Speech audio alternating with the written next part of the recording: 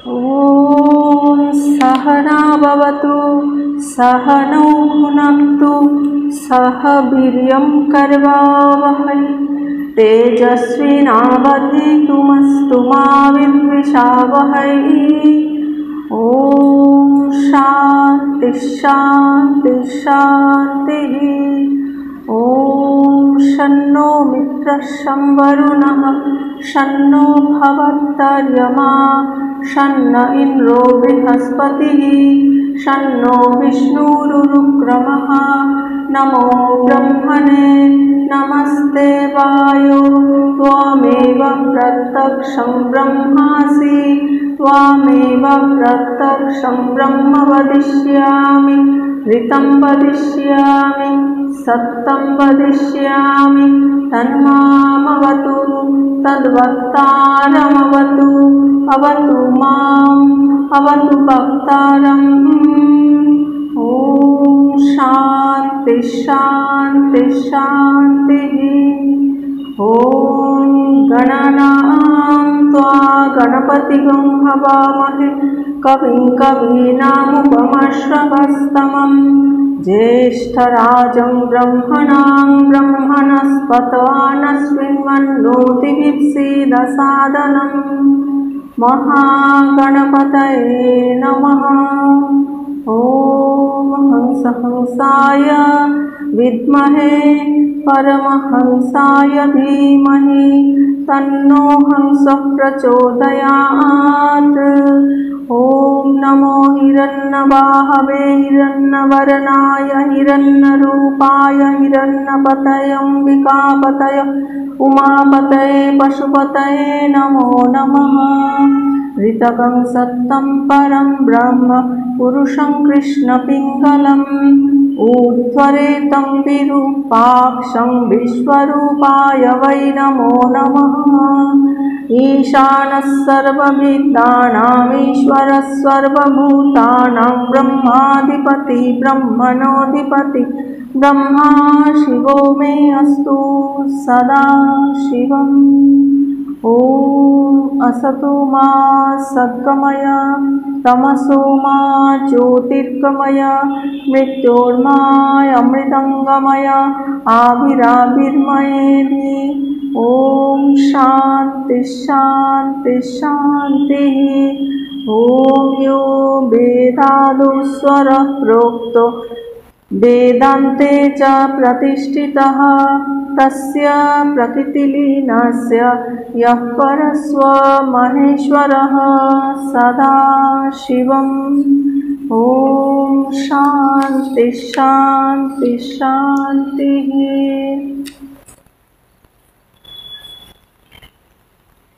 আপনাদের সকলের অন্তরস্থ পরমাত্মাকে অত্যন্ত ভক্তিপূর্বক অভেদভাবে নমস্কার নমস্কার নমস্কার। শুক্ল যজুর্বেদীয় বাৎসনীয় সংহিতার অন্তর্গত ঈশোপনিষদ বা ঈশাবাস্যম উপনিষদ আমাদের আজকের আলোচনার বিষয়।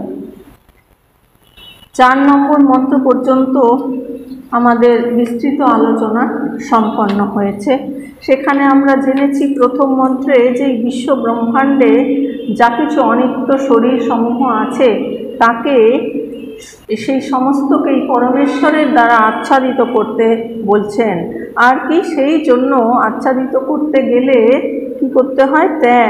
ত্যাগের দ্বারা আত্মাকে পালন করিবে এবং কাহারও ধন আকাঙ্ক্ষা করবে না, অন্য কারোর ধনে লোভ করবে না এবং নিজের ধনের প্রতিও আসক্ত হবে না। এর পরের মন্ত্রে যারা ওই সমস্ত জগতে যা কিছু অনিত্য বস্তু শরীর সমূহ আছে তাকে আত্মার দ্বারা আচ্ছাদিত করতে পারবে না, পরমেশ্বরের দ্বারা আচ্ছাদিত করতে পারবে না, সেই জ্ঞানে অতটা প্রতিষ্ঠিত হতে পারবে না, তাদের জন্য দ্বিতীয় মন্ত্রে বলা হয়েছে যে শাস্ত্রবিহিত কর্ম করেই তারা যদি 100 বছর বেঁচে থাকতে চান 100 বছর বেঁচে থাকবেন। এই জগতে শাস্ত্রবিহিত কর্ম সকল করেই 100 বছর অর্থাৎ যাবজ্জীবন বাঁচতে ইচ্ছা করবে। এই রকম মনুষ্য তো অভিমানী যারা, তাদের পক্ষে এইভাবে কর্মানুষ্ঠান ছাড়া কিন্তু অন্য কোনো পথ নেই যাতে অশুভ কর্ম থেকে নিজেকে মুক্ত রাখতে পারা যাবে। সবসময় শুভকে ধরে না থাকলে, সৎকে ধরে না থাকলে কিন্তু অশুভ কর্ম আমাদের গ্রাস করে ফেলবে, অশুভ কর্মে আমরা লিপ্ত হয়ে যাব। তাই ওইটাই যেন সর্বস্ব ধরে না নেওয়া হয় যে সারা জীবন আমরা শাস্ত্রবিহিত কর্ম করেই কালাতিপাত করব, সেটি কিন্তু নয়। তার জন্য তৃতীয় মন্ত্রে বলছেন যে যারা শুধু আত্মতত্ত্বকে না জানে তাদের কীরকম গতি হয়, অসুর সম্বন্ধী লোক, অনাত্মদর্শক, অজ্ঞানের দ্বারা আচ্ছাদিত। এই যে অদর্শনাত্মক অজ্ঞান, অর্থাৎ যে আত্মস্বরূপকে না দেখা, সেইটি হচ্ছে অদর্শনাত্মক অজ্ঞান। সেইটা কীরকম, তার দ্বারা কি হয়, অসুর সম্বন্ধী লোকে গতি হতে পারে। তারাই আত্মঘাতী, অর্থাৎ আত্মজ্ঞান বিমুখ, তাহারাই মৃত্যুর পর সেই সকল লোক অর্থাৎ শরীর প্রাপ্ত হয়। অর্থাৎ আত্মস্বরূপের দিকে যারা বিমুখ, আত্মজ্ঞানের যারা বিপরীত পথে চলেছেন, আত্মজ্ঞান বিমুখ যারা, তাদের কি হবে, মৃত্যুর পর সেই সকল লোক অর্থাৎ ওই অসুর সম্বন্ধী লোকে তাদের গতি হবে, তাদের সেইখানে শরীর প্রাপ্তি হবে। তারপরে চতুর্থ মন্ত্রে আমরা সেই আত্মার বিষয়েই জেনেছিলাম যে আত্মা কীরকম। আত্মবিষয়ক প্রকরণ চলছে, সেইখানে প্রথমেই এই আত্মাকে বলা হচ্ছে যে তিনি হচ্ছেন নিশ্চল, এক এবং মনের থেকেও অধিকতর বেগবান। আর কি, ইন্দ্রিয় সকল তাকে প্রাপ্ত হয় না, কারণ এই আত্মা মনের গমনের পূর্বেই চলে যান। অর্থাৎ মনে করলাম আমরা এখান থেকে দিল্লি যাব, মন এই মোমেন্টে চলে গেল, কিন্তু যে দেখা গেল তারও আগে আত্মা সেখানে রয়েছেন, তিনি তার মনের থেকেও বেশি দ্রুতগামী, ইনি স্থির থেকেও দ্রুত গমনকারী, অপর সকলকে অতিক্রম করে যান। আত্মা এদিকে বলা হচ্ছে যে তিনি স্থির, অচঞ্চল, অথচ আবার তিনি সবচেয়ে দ্রুত গমনকারী, তার ফলে অন্য সমস্ত কিছুকে তিনি অতিক্রম করে যান। সেই আত্মা থাকাতেই সূত্রাত্মা সর্বপ্রকার কর্মবিভাগ করে দেন। এর পরের মন্ত্রে 5 নম্বর মন্ত্র থেকে আজকে আমাদের আলোচনার কথা। সেই 5 নম্বর মন্ত্রে কি বলা হচ্ছে, তদে যতি তন্নে যতি তদ্দূরে তদ্বন্তিকে তদন্তরস্য সর্বস্য তদু সর্বস্যাস্য বাহ্যতঃ। তদে যতি তন্নে যতি তদ্দূরে তদ্বন্তিকে তদন্তরস্য সর্বস্য তদু সর্বস্যাস্য বাহ্যতঃ।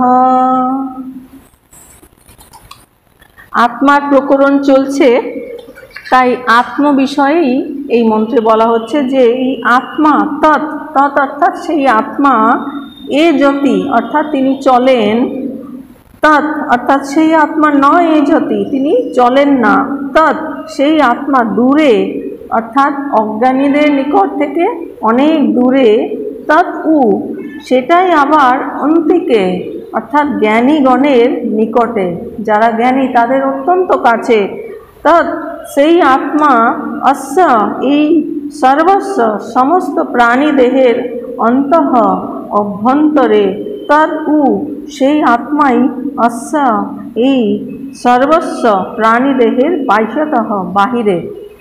এটি অন্যায় করে বলা হলো। এই মন্ত্রের অর্থ বলা হচ্ছে যে এই আত্মা কীরকম, তিনি চলেন আবার চলেন না, সেই আত্মা দূরে আবার সেটাই নিকটে, সেই আত্মা সমস্ত প্রাণী দেহের অভ্যন্তরে, আবার সেই আত্মাই সেই সমস্ত প্রাণী দেহের বাইরে। এখন আমাদের মনে প্রশ্ন জাগতে পারে যে দূরে আবার কাছে, আবার তিনি চলেন আবার চলেন না, আবার তিনি সমস্ত প্রাণীদেহের অভ্যন্তরে আবার এই সমস্ত প্রাণীদেহের বাইরে। এটা যেন দ্বন্দ্বাত্মক বিপরীত অর্থবোধক বলে মনে হচ্ছে, তাই না? এই মন্ত্রে ভগবান শঙ্করাচার্য যে ভাষ্য রচনা করেছেন তার যে বাংলায় অনুবাদ, সেখানে ভগবান বলছেন মন্ত্রের আলস্য নাই, এই কারণে পূর্বমন্ত্র কথিত অর্থ পুনর্বার বলিতেছেন। আগের মন্ত্রে এটা যেহেতু আত্মতত্ত্বের প্রকরণ চলছে, আত্মার কথাই বলা হয়েছে পূর্বের মন্ত্রে, এখন এই মন্ত্রেও আত্মবিষয়ক কথাই বলা হচ্ছে। তাতে কিন্তু মন্ত্রের আলস্য নেই, এটা বলাতে কিন্তু এটা আলস্য নেই। প্রস্তাবিত যাহার প্রকরণ সেই আত্মস্বরূপ চলেন আবার তাহাই চলেন না। এই আত্মস্বরূপ তিনি চলেন, যে বলা হচ্ছে তিনি মনের থেকেও দ্রুতগামী। মন চলে গেল এই মোমেন্টে, মন গিয়ে দেখলো সেখানে আত্মাই বিরাজমান রয়েছে, মনের চেয়েও দ্রুতগামী। সেই আত্মস্বরূপ চলেন আবার সেটা চলেন না, স্বয়ং চলেন না, অর্থাৎ স্বরূপত অচল থেকেই যেন চলেন। অর্থাৎ আত্মা কিন্তু চলেন না। চলেন না মানে তিনি তো সর্বত্র বিদ্যমান, সর্বত্র তিনিই আছেন। তাকে কেন্দ্র করেই বাকি যা কিছু জাগতিক বস্তু, অনিত্য দেহ সকল আমরা দেখতে পাচ্ছি। আর আত্মাকে তো দেখা যায় না, তাকে অনুভব করতে হয়। সেই আত্মাকে কেন্দ্র করেই সমস্ত সত্তা সত্তাবান হয়েছে। তাই তিনি কোথায় আর যাবেন? তিনিই তো সর্বত্র আছেন, তার যাওয়ার কোনো প্রয়োজন নেই, তিনিই সর্বত্র বিরাজমান। তিনি স্বরূপত অচল, অচল থেকেই যেন চলেন। অধিকন্তু তিনি দূরে। যারা আত্মজ্ঞানহীন তাদের নিকট শত কোটি বর্ষেও অপ্রাপ্য হওয়ায় যেন অতি দূরে। যারা আত্মজ্ঞানহীন, আত্মা কি বোঝেন না, তাদের কাছে আত্মা অনেক দূরে, শত কোটি বৎসর, শত কোটি, কোটির আবার শত, শত কোটি বৎসর দূরে, মানে কত দূরে চিন্তা করুন। অজ্ঞানীদের কাছে আত্মা কত দূরে। আবার আত্মজ্ঞানহীনের নিকট তিনি অনেক দূরে, আত্মজ্ঞানহীনের কাছে তিনি অনেক দূরে। আর তিনি আবার অত্যন্ত নিকটে, অনেক দূরে আবার খুব কাছে। অর্থাৎ কেবল দূরেই নয়, জ্ঞানীগণের আত্মা বলে তাকে তিনি হচ্ছেন তাদের অত্যন্ত নিকটে। কারণ জ্ঞানীর আত্মাই হচ্ছে সেই পরব্রহ্ম পরমেশ্বরের সঙ্গে অভেদ। তাই তিনি অত্যন্ত নিকটে।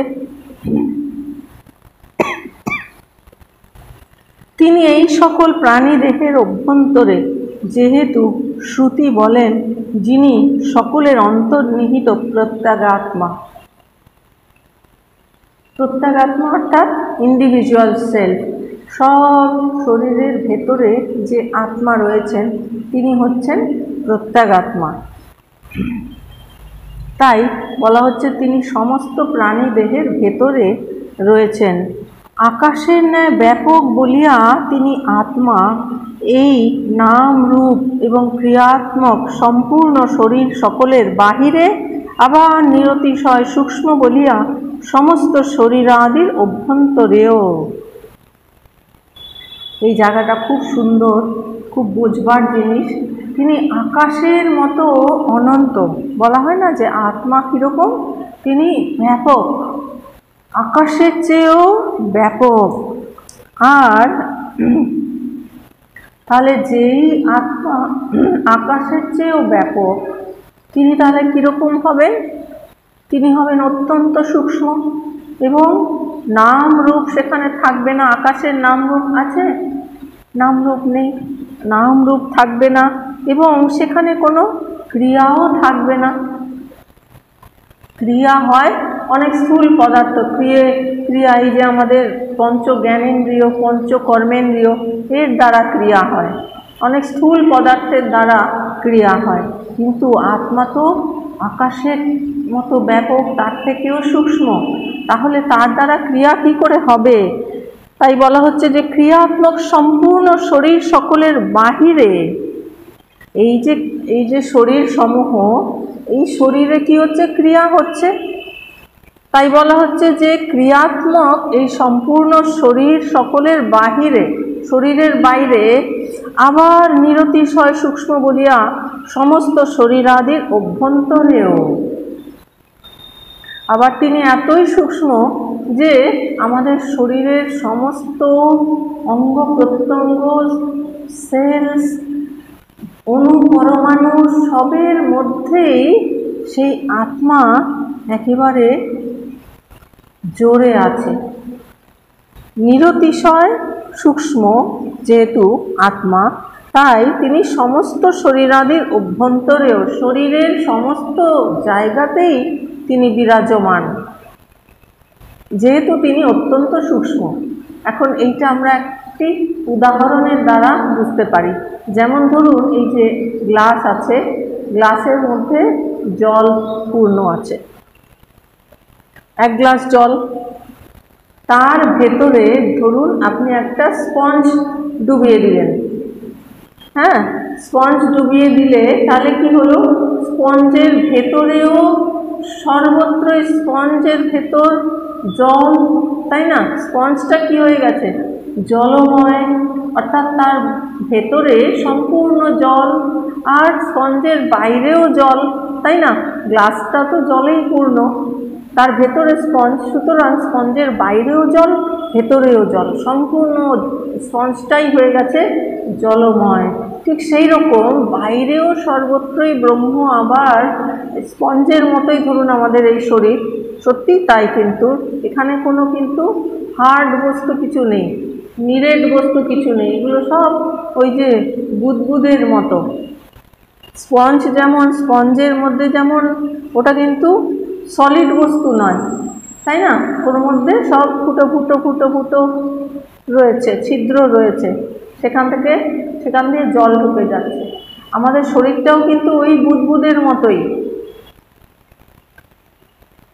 এই যে 5টি ভূত, পঞ্চভূতের দ্বারা তৈরি এই শরীর, তাই ওই স্পঞ্জের মতোই বাইরে এবং ভেতরে সর্বত্রই, স্পঞ্জের বাইরে ভেতরে যেমন জল রয়েছে, ঠিক সেই রকমই আমাদের এই যে শরীর আদি, তার অভ্যন্তরে বাইরে সর্বত্রই তিনি, সেই আত্মাই বিরাজমান।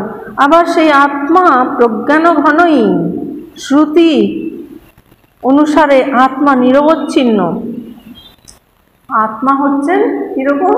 প্রজ্ঞান ঘন, অর্থাৎ তিনি হচ্ছেন একেবারে জ্ঞান, মানে জ্ঞানের পূর্ণ স্বরূপ, সেখানে জ্ঞানই জ্ঞান রয়েছে, অজ্ঞানতার কোনো লেশ মাত্র নেই। অজ্ঞানতা মানেই মায়া, সেইখানে শুধুই জ্ঞান রয়েছে, অজ্ঞানতার লেশ মাত্র নেই। তাই বলা হচ্ছে আত্মা হচ্ছেন প্রজ্ঞান ঘন। এই শ্রুতি অনুসারে আত্মা নিরবচ্ছিন্ন, এই শ্রুতি অর্থাৎ এই যে ঈশাবাস্যম উপনিষদ আমরা পড়ছি, এই শ্রুতি অনুসারে আত্মা হচ্ছে নিরবচ্ছিন্ন, সর্বত্রই তিনি বিরাজমান, অর্থাৎ বাহিরে ভেতরে ব্যবধান রহিত, যে তিনি বাইরে একরকম ভেতরে একরকম তা নয়, সর্বত্রই তিনি সমানভাবে বিদ্যমান, সর্বত্রই তিনি একেবারে ব্যবধান রহিতভাবে অবস্থিত। এই মন্ত্রের তাৎপর্যে বলা হচ্ছে যে পূর্ব মন্ত্রে কথিত বিষয়ই, অর্থাৎ পূর্ব মন্ত্র, এটি এখন আত্মতত্ত্বের প্রকরণ চলছে, পূর্ব মন্ত্রেও আত্মার কথাই বলা হচ্ছে যে তিনি অত্যন্ত দ্রুত গমনকারী, তিনি চলেন আবার চলেন না।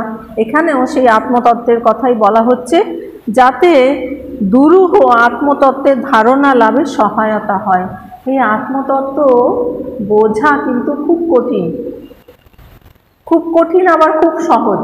খুব কঠিন কেন? যত বেশি আমাদের চিত্ত অশুদ্ধ থাকবে তত বেশি কঠিন। আর যার যত চিত্ত শুদ্ধ হবে তার কাছে তত সহজ। যদি আমাদের চিত্ত অনেক অশুদ্ধ থাকে তাহলে তার কাছে অনেক কঠিন, কিন্তু সাধনার দ্বারা সে চিত্ত শুদ্ধি করে যখন নির্মল হয় তখন তার কাছে কিন্তু সেটা অনেক সহজ হয়ে যায়। কিন্তু সাধারণত কি হয়, অশুদ্ধ চিত্ত হলে তখন এই আত্মতত্ত্ব ধারণা করা কঠিন হয়।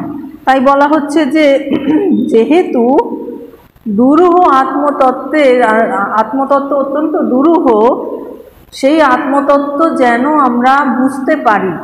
আমরা সকলেই সাধনা করছি, সকলেই আমরা নিজ স্বরূপকে উপলব্ধি করতে চাই, মুক্তি লাভ করতে চাই, জ্ঞান লাভ করতে চাই। তাই শ্রুতি আমাদের প্রতি করুণা পরবশ হয়ে বোঝাচ্ছেন। একবার যদি আমরা না বুঝতে পারি, বারংবার বোঝাচ্ছেন। বারবার শুনতে শুনতে আমরা অবশ্যই বুঝতে পারবো। তাই বলা হচ্ছে যেহেতু দুরূহ আত্মতত্ত্বের ধারণা লাভে সহায়তা হয়। বারবার কেন বলা হচ্ছে? আগের মন্ত্রেও বলা হয়েছে, এই মন্ত্রেও বলা হচ্ছে, কারণ এই দুরূহ আত্মতত্ত্ব যেন আমরা সহজে বুঝতে পারি। আত্মা নিজের স্বরূপে নিশ্চল হইলেও সোপাধিক রূপে যেন চলেন বলিয়াই মনে হয়। আত্মার নিজ স্বরূপ কি? তিনি হচ্ছেন নির্গুণ, নিরাকার, সর্বব্যাপী ব্রহ্ম, সর্বব্যাপী আত্মা। এটা হচ্ছে তার স্বরূপ। তাই স্বরূপ, তিনি সর্বত্র রয়েছেন, তাই তার চলার কোনো প্রয়োজন নেই, সেই জন্য তিনি নিশ্চল। আবার সোপাধিক রূপে অর্থাৎ উপাধি সহকারে, ধরুন আমি যদি এখন নিজেকে শরীর বলে মনে করি, তাহলে আত্মার উপাধি হয়ে গেল শরীর। তাহলে শরীর যায় না, তাই না? তো সেই জন্য বলা হচ্ছে সোপাধিক রূপে উপাধি সহকারে যেন চলেন বলেই মনে হয়। উপাধি যদি আমরা ধরি, আত্মার উপাধি এই শরীর, তাহলে শরীর চলে না, কিন্তু স্বরূপত আত্মা, তিনি তো নিশ্চল, তিনি সর্বব্যাপী, তার চলার কোনো প্রয়োজন হয় না, তিনি চলেন না। আর উপাধি সহকারে যদি আমরা দেখি তখন তিনি চলেন। অজ্ঞানাবৃত জন 100 কোটি বৎসরেও আত্মাকে জানিতে পারে না বলিয়া যেন আত্মা দূরে। অজ্ঞানাবৃত অর্থাৎ চিত্ত অনেক অশুদ্ধ, এই রকম যারা অশুদ্ধ, কেন? অজ্ঞানের জন্য। তাই যারা অজ্ঞানের বন্ধনে আবৃত অর্থাৎ চিত্ত অশুদ্ধ, তাদের পক্ষে কি হয়, 100 কোটি বৎসরেও আত্মাকে জানিতে পারে না। অনেক 100 কোটি বৎসরেও লেগে গেল, সে জানতে পারছে না অজ্ঞানতার কারণে। সেই জন্য বলা হচ্ছে আত্মা অনেক দূরে। আর যারা আত্মজ্ঞানে আকাঙ্ক্ষা করেন বা যারা আত্মজ্ঞান লাভ করেছেন, আত্ম সাক্ষাৎকার করেছেন, আত্মাকে অনুভব করেছেন, তার নিকট আত্মা অত্যন্ত সমীপে, তাই না? যিনি আত্মাকে উপলব্ধি করেছেন, তিনি কি উপলব্ধি করেছেন? আমি আত্মা, অর্থাৎ তিনি স্বয়ংই আত্মস্বরূপ হয়ে গেছেন। তাই তার সবচেয়ে কাছে, তাই না? আমাদের সবচেয়ে কাছে কে বলুন তো? সবচেয়ে কাছে আত্মা, তাই না? তারপরে মন, বুদ্ধি, শরীর, এইগুলো আরো অনেক দূরে দূরে আছে, সবচেয়ে কাছে হচ্ছে আত্মা। তাই যিনি জ্ঞানী, যিনি জেনে গেছেন আত্মস্বরূপ কি, নিজের স্বরূপই আত্মস্বরূপ, তার কাছে আত্মা অত্যন্ত নিকটে, কারণ তিনি স্বয়ংই সেই আত্মস্বরূপ। তাই তার কাছে সবচেয়ে কাছে, সবচেয়ে নিকটে। আত্মা শরীর সকলের ভিতরে ও বাহিরে আছেন, অর্থাৎ পরমার্থ তো আত্মাই একমাত্র আছেন। যেমন এই যে স্পঞ্জের ভেতরে বাইরে সবই জল ছিল, ঠিক সেই রকম সর্বত্রই সর্বব্যাপী সেই আত্মা রয়েছেন। তার ভেতরে বাইরে কি আছেন? সেই আত্মাই বিরাজমান পরমার্থত। তিনি ভিন্ন আর কিছুই নাই। এই শরীর একদিন থাকবে না, কিন্তু আত্মা যেমন আছেন তিনি তেমনই থাকবেন, তার কোনো পরিবর্তন নেই, তিনি নিশ্চল। আর তার এই শরীরের সর্বদাই প্রতি মুহূর্তেই পরিবর্তন হয়ে চলেছে। তারপরে একদিন এটা নাশ হয়ে যাবে, শরীর থাকবে না, কিন্তু আত্মা যেমন তিনি তেমনই থাকবেন, তিনি ভিন্ন আর কিছু নয়। তার মানে হচ্ছে এই আত্মাই শুধু আছেন। কেন আছেন? কারণ তিনি অপরিবর্তনশীল, তিনি নিশ্চল, তিনি হচ্ছেন চিরন্তন, শাশ্বত, সত্য। তাই তিনি আছেন, তিনি ভিন্ন আর কিছু নেই, তিনি একমাত্র আছেন। আর বাকি সবই পরিবর্তন হয়ে যাবে, সবই চলে যাবে, সবই নষ্ট হয়ে যাবে। তাই সেই অর্থে বাকি অন্য কিছুই নেই, তিনি একমাত্র আছেন, তিনি ভিন্ন আর কিছুই নেই, আত্মা ভিন্ন আর কিছুই নেই। কাজেই সেই চৈতন্য পদার্থ নিরন্তর, অর্থাৎ অন্য কিছু দ্বারা ব্যবহৃত নয়। সেই আত্মাই হচ্ছেন নিরন্তর, আর কিছুই কিন্তু তাকে ব্যবহৃত করতে পারে না। ব্রহ্মকে বর্ণনা করার চেষ্টা যে কত বৃথা, এই মন্ত্রে তাই স্পষ্টভাবে বলা হয়েছে। ব্রহ্মকে বর্ণনা করা কঠিন, মানে যদি অজ্ঞানতা বেশি থাকে তাহলে কঠিন মনে হবে, কিন্তু জ্ঞানবানের কাছে কঠিন নয়। কিন্তু সাধারণ মানুষের কথা বিচার করে বলা হচ্ছে যে ব্রহ্মকে বর্ণনা করার চেষ্টা কত বৃথা, এই মন্ত্রে তাই স্পষ্টভাবে বলা হয়েছে। ব্রহ্ম নাম রূপহীন, তিনি কীরকম? তার কোনো নামও নেই, তার কোনো রূপও নেই। রূপ নাম এগুলো কার আছে? যেগুলো সাবয়ব, যার একটি অবয়ব আছে, একটি আকৃতি আছে, যেগুলো কতগুলো জিনিসের দ্বারা তৈরি। যেমন এই টেবিলটা কাঠের দ্বারা তৈরি, এর একটা রূপ আছে আর একটা নাম দেওয়া হয়েছে। সেরকম আমাদের শরীর পঞ্চভূত দিয়ে তৈরি, এর একটা রূপ আছে আর একটা নাম দেওয়া আছে তাকে আইডেন্টিফাই করার জন্য। আবার এই নামটা কিন্তু আপনি পাল্টেও ফেলতে পারেন। ছোটোবেলায় একটি নামে বাবা মা ডাকতেন, তারপরে আরেকটু বড় হয়ে স্কুলের নাম অন্য হয়ে গেল। তারপরে কারোর যদি নাম পছন্দ না হয়, সে কোর্টে গিয়ে এফিডেভিট করে নাম চেঞ্জ করে নিতে পারে।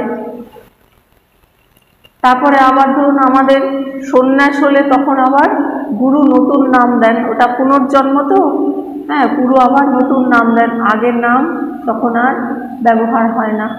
হ্যাঁ, তো এই নাম রূপ যেটাই যে বস্তু সাবয়ব, অবয়বযুক্ত, তারই নাম রূপ আছে। আর আত্মা হচ্ছেন তিনি সূক্ষ্ম, সর্বব্যাপী, নাম রূপহীন, অর্থাৎ তার কোনো নামও নেই, রূপও নেই। কোনো বিশেষণ দ্বারা ব্রহ্মকে বিশেষিত করা যায় না, যে ব্রহ্ম এইরকম, ব্রহ্ম সেই রকম, কোনো বিশেষণের দ্বারা তাকে কিন্তু বলা যায় না। তিনি কিছু না হয়েও সব হয়েছেন, তিনি কিন্তু কিছুই হননি, তাই না?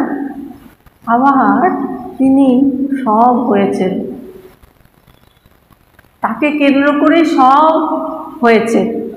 তিনি কিছু নন, কারণ তিনি বাক্য মনাতীত। তিনি কিছু নন ওই অর্থে যে বাক্যের দ্বারাও তাকে ঠিকভাবে এক্সপ্রেস করা যায় না, আর মনের দ্বারাও কিন্তু তাকে অনুভব করা যায় না।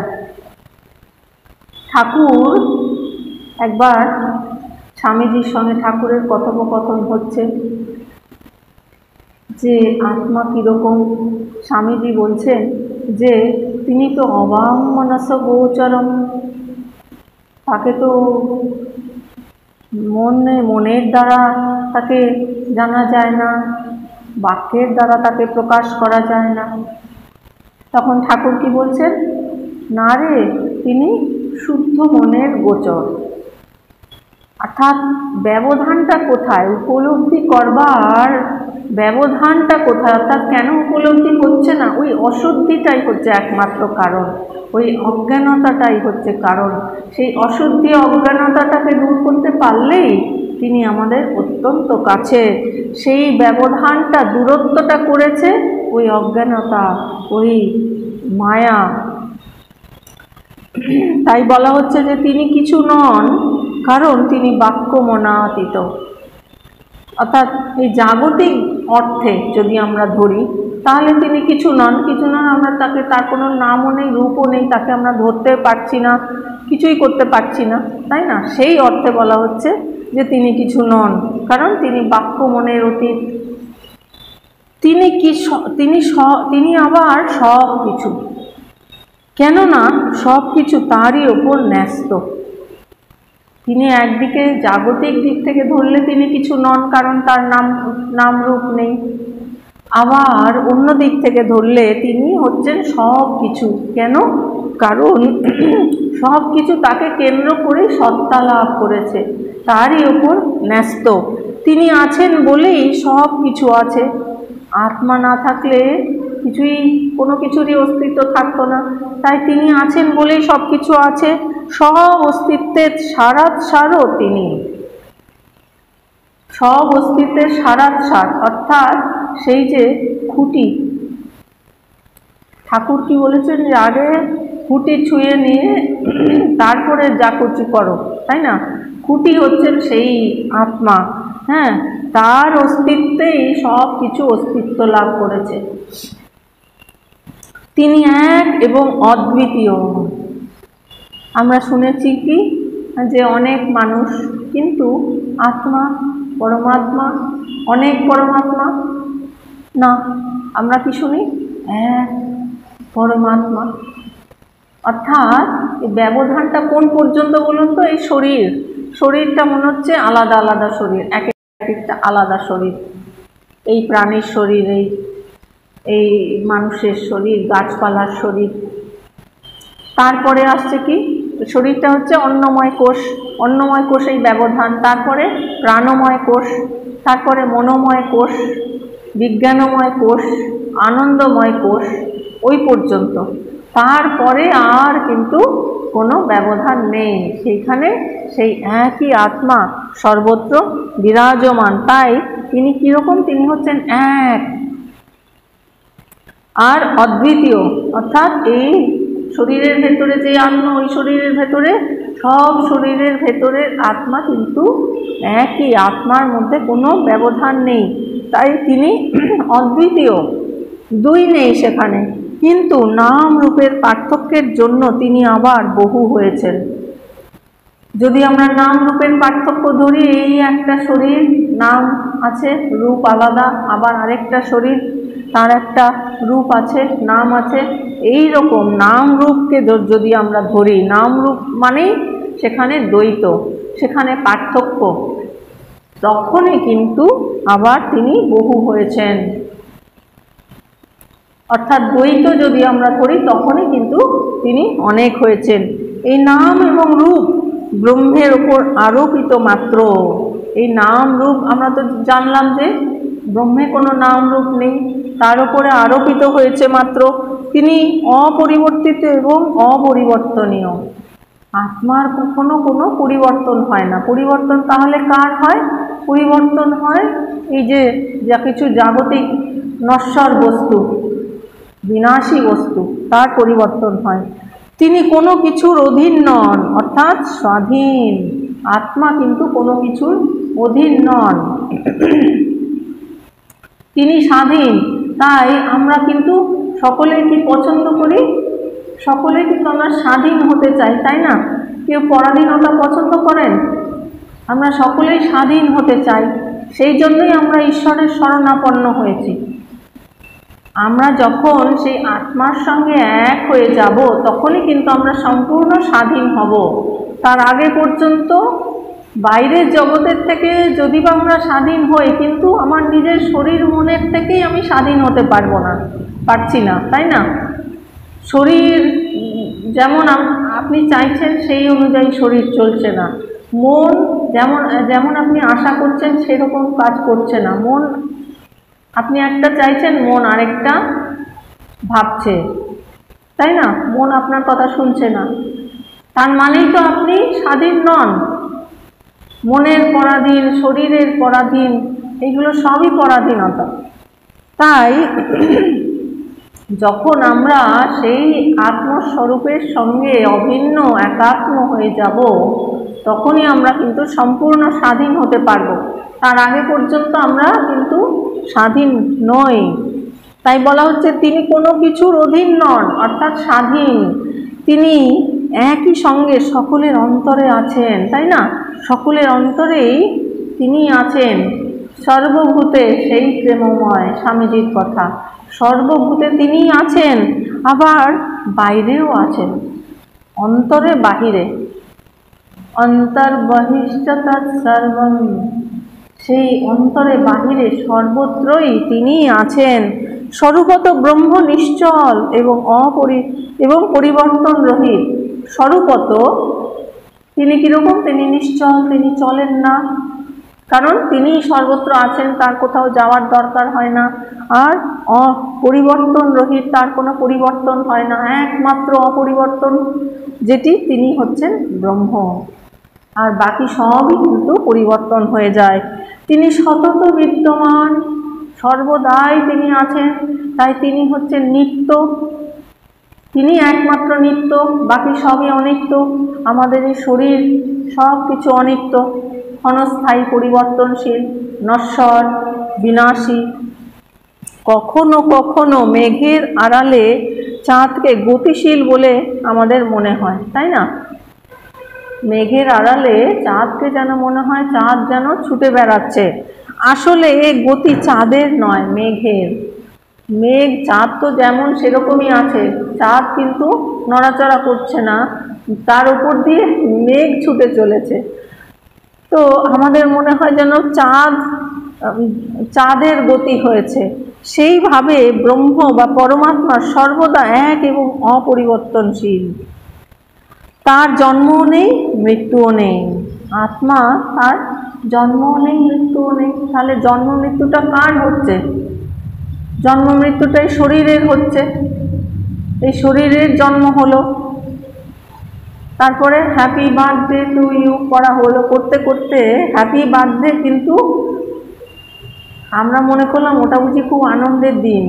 এক একটা করে হ্যাপি বার্থডে হওয়া মানে আমরা এক এক বছর মৃত্যুর দিকে, আমাদের এই শরীরটা এক এক বছর মৃত্যুর দিকে এগিয়ে চলেছে।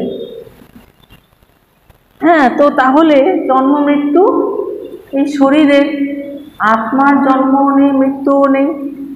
কিন্তু আত্মা যেহেতু দেহের সাথে যুক্ত, তাই মনে হয় দেহের মতো আত্মারও মৃত্যু ঘটে। আত্মা যেহেতু দেহের ভেতরে রয়েছেন, তাই মনে হলো কি শরীরও মরে গেল, তার সঙ্গে আত্মাও মরে গেল। যারা অজ্ঞানী তারা মনে করেন, কিন্তু জ্ঞানবানরা তারা তো জানেন যে আত্মা তো অবিনাশী, তার কখনো বিনাশ হতে পারে না। আমরা নতুন কাপড় পরে থাকি, কিন্তু সে কাপড় যখন ছিঁড়ে যায় তখন আমরা তাকে ত্যাগ করি, তাই না? আমরা কত, চিন্তা করুন তো, ছোটবেলা থেকে আজ পর্যন্ত আমরা কত বস্ত্র পরিবর্তন করেছি। নতুন বস্ত্র পরিধান করতে করতে যেটি যখন পুরনো হয়ে গেল, সেই বস্ত্র আমরা ত্যাগ করে আবার নতুন বস্ত্র পরিধান করেছি। কাপড়ের সঙ্গে দেহের যেরকম সম্পর্ক, আত্মার সঙ্গেও দেহের সম্পর্ক সেই রকম। অর্থাৎ কাপড়টা মলিন হয়ে যাচ্ছে, পুরনো হয়ে গেল, ছিঁড়ে গেল, সেটাকে ছেড়ে দিয়ে আরেকটা নতুন কাপড় আমরা পরিধান করলাম। তাহলে কাপড়ের সঙ্গে শরীরের যেমন সম্পর্ক, ঠিক সেই রকম আত্মার সঙ্গে শরীরের সম্পর্ক। কাপড়ের সঙ্গে আত্মা, এই দুটোকে যদি কম্পেয়ার করা হয়, তাহলে শরীরটা হচ্ছে স্থায়ী, কম্পারেটিভলি স্থায়ী বস্তু, তার তুলনায় বস্ত্রটা অস্থায়ী, কারণ বস্ত্রটা তাড়াতাড়ি ছিঁড়ে যাচ্ছে। শরীরটা ঠিক আছে, কিন্তু বস্ত্রটা ছিঁড়ে যাচ্ছে।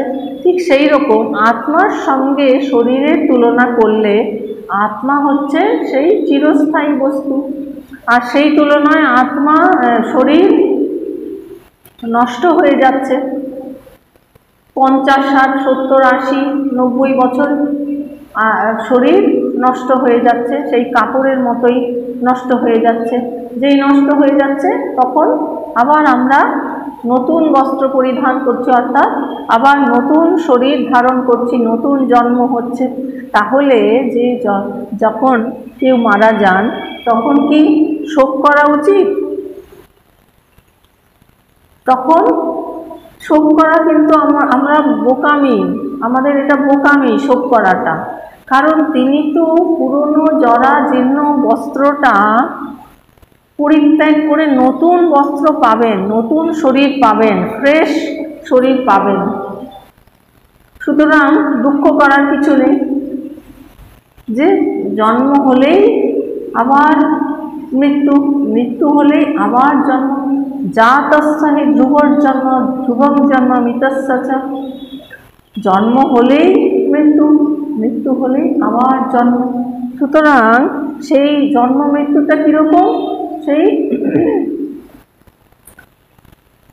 নতুন বস্ত্র পরিধান আর পুরনো বস্ত্র পরিত্যাগের মতো।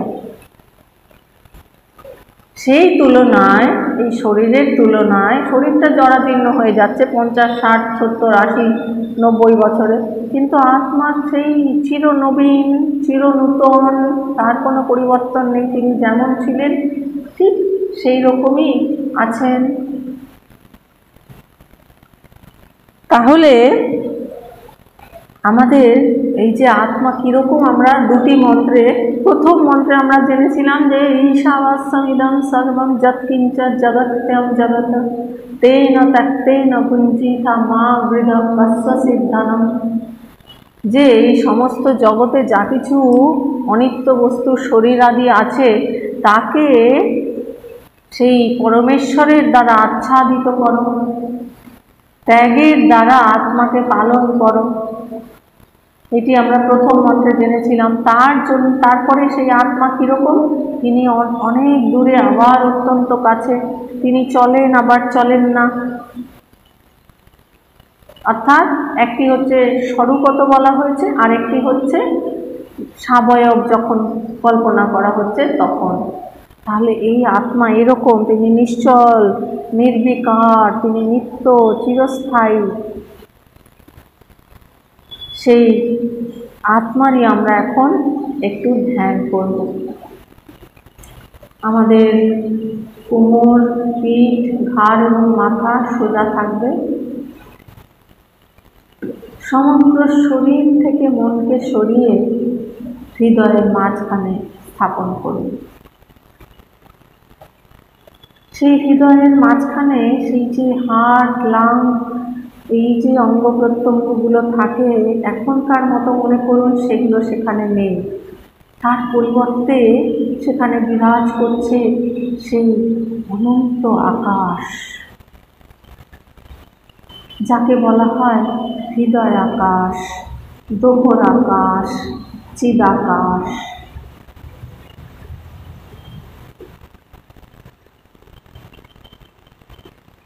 সেই আকাশে বিরাজমান স্বয়ং জ্যোতি, স্বয়ং প্রকাশ, পূর্ণ জ্ঞান স্বরূপ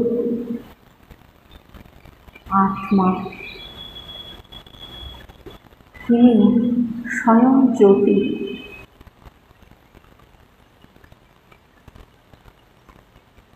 তিনি প্রজ্ঞান ঘন,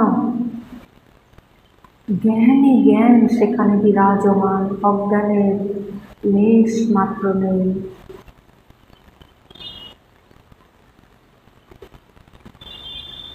সর্বত্র সর্বব্যাপী যে ব্রহ্ম, তিনি হৃদয় গুফায় বিরাজমান। তিনি নিশ্চল, নির্বিকার, নিত্য, শাশ্বত, চিরন্তন, অপরিবর্তনশীল, অপ্রতিসংক্রমা, শাশ্বত। তিনি হচ্ছেন সৎ চিৎ আনন্দ স্বরূপ। তিনি প্রকৃত আমি, যাকে এতদিন আমি বলে ভেবেছিলাম।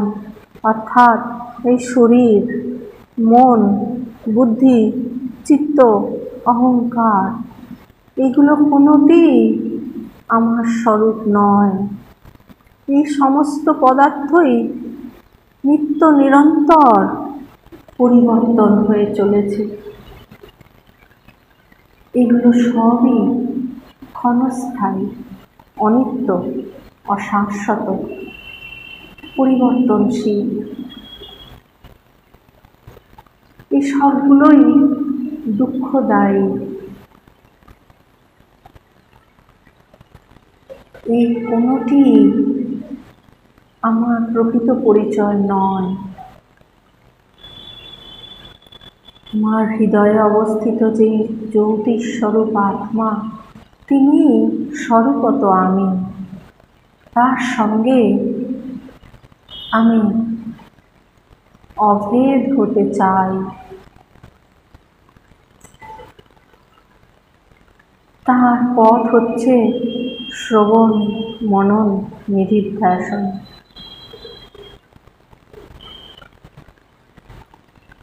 তার সঙ্গে সম্পূর্ণ যখন আমি একাত্ম হয়ে যাব, তখনই আমি পূর্ণরূপে স্বাধীন। তার আগে পর্যন্ত যতক্ষণ আমি নিজেকে শরীর, মন, বুদ্ধি, চিত্ত, অহংকারের সঙ্গে একাত্ম অনুভব করব, ততক্ষণ আমি পরাধীন। আর পরাধীনতাই দুঃখ। আমরা চাই স্বাধীনতা। প্রকৃত স্বাধীনতা হচ্ছে নিজের স্বরূপকে জানা, তাকে উপলব্ধি করা, তার সঙ্গে একাত্ম বোধ করা। কিভাবে করা যাবে? মন সেখানে পৌঁছয় না। তিনি অবাং মনস গোচরম। মনের দ্বারা তাকে জানা যায় না, বাক্যের দ্বারা তাকে প্রকাশ করা যায় না। নিজেকে এই শরীর, মন, বুদ্ধি, চিত্ত, অহংকারের সঙ্গে আইডেন্টিফিকেশন ছেড়ে দিয়ে সেই আত্মার সঙ্গে এক হয়ে, নিজে আত্মা হয়ে আত্মাকে অনুভব করা যায়। এটি একমাত্র পন্থা। নান্যঃ পন্থা বিদ্যতে অয়নায়। শ্রুতি বলছেন, সেই যে সচ্চিৎ আনন্দ স্বরূপ, তিনি আমি। সেই নিজ স্বরূপে অবস্থান করে তার আনন্দ উপভোগ করুন। সেই আনন্দে বিভোর হয়ে যান। তার সঙ্গেই একাত্মতা বজায় রাখুন।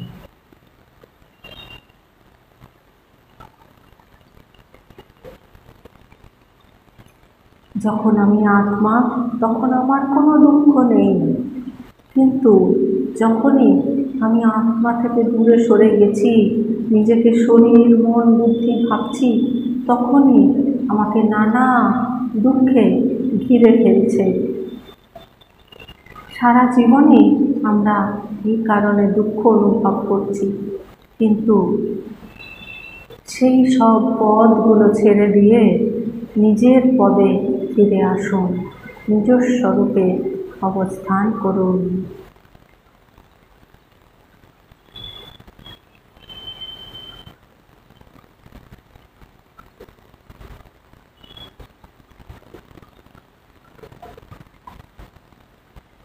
আনন্দ উপভোগ করুন। স্বামীজি বলছেন, তোমাতে আমি, আমাতে সকল, আনন্দ আনন্দ আনন্দ কেবল। সেই সর্বব্যাপী আত্মাই আমাতে, আবার সকলেতে। এই উপলব্ধি আমাদের দিতে পারে আনন্দ, আনন্দ আনন্দ আনন্দ কেবল।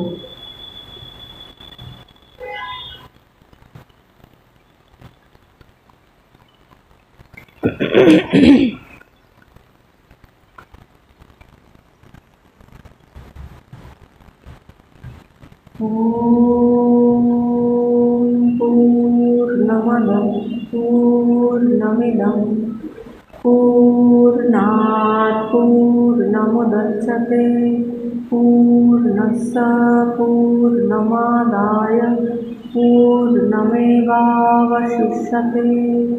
ॐ शान्ति शान्ति शान्तिः। शङ्करं शङ्कराचार्यं केशवं बादरायणं सूत्रभाष्यकृतौ वन्दे भगवन्तौ पुनः पुनः। ईश्वरो गुरुरात्मेति मूर्तिभेदविभागिने व्योमवद्व्याप्तदेहाय दक्षिणामूर्तये नमः। ॐ शान्ति शान्ति शान्तिः। हरिः ॐ तत्सत्। श्रीरामकृष्णार्पणमस्तु।